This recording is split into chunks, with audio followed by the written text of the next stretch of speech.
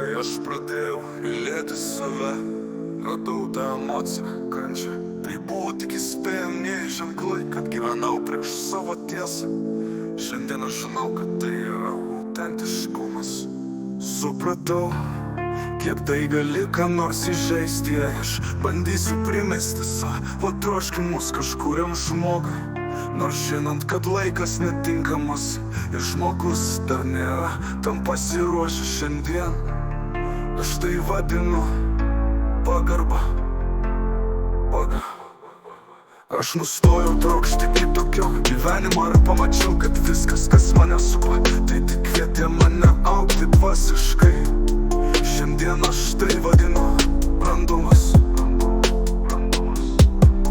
Aš nustojau trokšti kitokio gyvenimo ir pamačiau, kad viskas, kas mane supa, tai tik kvietė mane augti dvasiškai.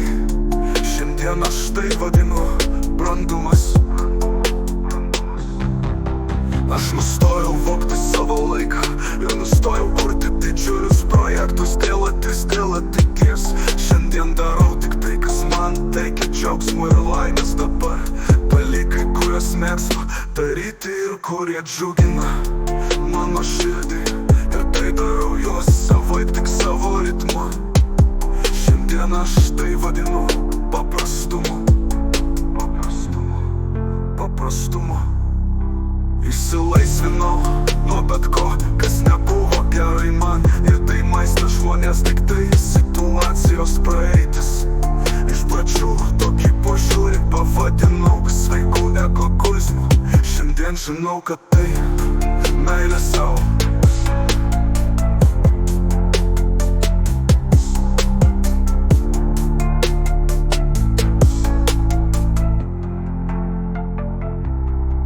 Supratau, kad mano protas gali mane sutrikdyti ir dėl to susirgti.